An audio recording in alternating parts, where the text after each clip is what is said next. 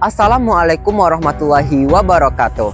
Kami dari kelompok 1 kelas 81 UPT SMP Negeri 1 Solo Selatan. Pada kesempatan kali ini kami akan membahas tentang zaman kejayaan Islam pada dinasti Abbasiyah. Dengan saya Aziz Syaftirul Lutfi, saya Naila Rajwa Khairani, saya Rafiq Alfadani, saya Filza Amalia, saya Azita Alifian Rasya, saya Rifa Lanefa. Zaman kejayaan Islam atau Islamic Golden Age adalah suatu masa di mana peradaban Islam menghasilkan banyak ilmuwan dan para filsuf hebat yang berkontribusi besar terhadap perkembangan teknologi dan kebudayaan. Pada dinasti Abbasiyah, khususnya di bawah pemerintahan Harun al-Rashid dan al-Ma'mun, dunia Islam mengalami kemajuan di berbagai bidang seperti ilmu pengetahuan, sains, budaya dengan kecepatan yang sangat besar. Di sekitar abad ke-8, bangunan bersejarah bernama Bait al-Hikmah yang dalam bahasa Indonesia dikenal sebagai Rumah Kebijaksanaan atau House of Wisdom. Selesai dibangun, bangunan tersebut menjadi pusat perpustakaan sekaligus universitas terbesar yang sangat berpengaruh di bidang ilmu pengetahuan dunia di masa dinasti Abbasiyah. tahukah kamu bahwa zaman kejayaan Islam ternyata lahir dari berbagai faktor yang saling terkait? Pertama, pada zaman tersebut seluruh umat Islam bersatu dalam satu kekhalifahan tunggal sehingga memiliki pengaruh yang sangat kuat. Dinasti Abbasiyah memiliki pengaruh sangat besar dalam bidang ekonomi dan perdagangan, di mana pedagang-pedagang sampai ke seluruh penjuru. Saat pedagang itu kembali ke Timur Tengah, mereka turut membawa serta penemuan-penemuan dan ilmu pengetahuan baru dari tempat mereka yang sebelumnya mereka kunjungi. Kedua, mereka dipimpin oleh khalifah-khalifah yang menjunjung perkembangan sains logika dan rasionalitas. Mereka juga turut menjaga kemajuan ilmu pengetahuan serta berkomitmen dalam membangun toleransi antar umat. Di antara khalifah dinasti Abbasiyah yang paling menonjol adalah Harun al-Rashid dan anaknya al-Ma'mun yang mempunyai cita-cita mulia untuk membangun peradaban Islam yang menjunjung tinggi perkembangan sains, logika, rasionalitas, serta meluruskan perkembangan ilmu yang telah diraih bangsa Hindia, Persia, dan Bizantium.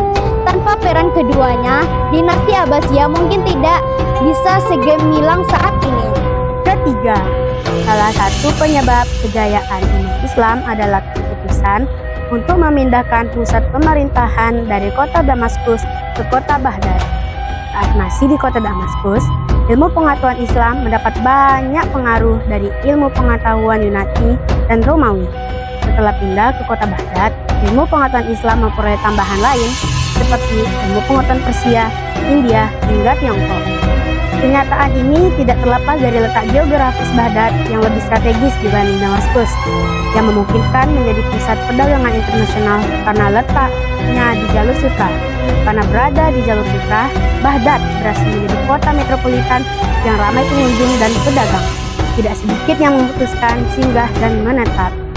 Aktivis ekonomi dan perdagangan seperti perdagangan komoditas madu hiasan, sutra, kaca, kertas, gading gajah, dan lain-lain menjadikan salah satu kota terkaya di dunia pada masa tersebut.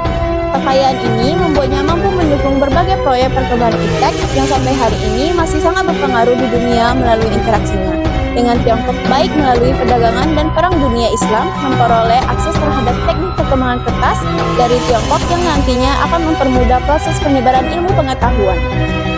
Berkembangnya Baghdad atau Irak dan Bukhara di Uzbekistan sebagai pusat perdagangan menjadi daya tarik tersendiri bagi para pelancong termasuk kaum cendekiawan. Hal ini turut mempengaruhi munculnya para ilmuwan jenius dari dunia Islam yang nantinya akan melahirkan berbagai macam karya yang sampai sekarang masih kita gunakan.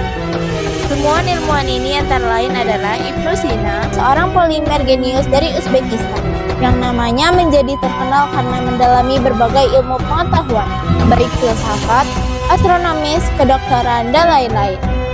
Salah satu mahakaryanya yang terkenal adalah di bidang kedokteran, yang berjudul Al-Qanun Al-Tibb atau The Canon of Medicine. Karya ini sangat berpengaruh dan menjadi salah satu buku terpenting bagi mahasiswa kedokteran di penjuru Eropa, khususnya di abad pertengahan hingga abad ke-18. Tidak mengherankan jika di dunia medis Ibnu Sina sering dianggap sebagai bapak pengobatan modern awal bersama ilmuwan lainnya, seperti Hippocrates dari Yunani. Ibnu Sina memang merupakan ilmuwan yang sangat hebat, namun selain dia, masih banyak ilmuwan-ilmuwan lainnya dari dinasti Abbasiyah. Sekian video kami mengenai zaman kejayaan Islam pada dinasti Abbasiyah. Assalamualaikum warahmatullahi wabarakatuh. Jangan lupa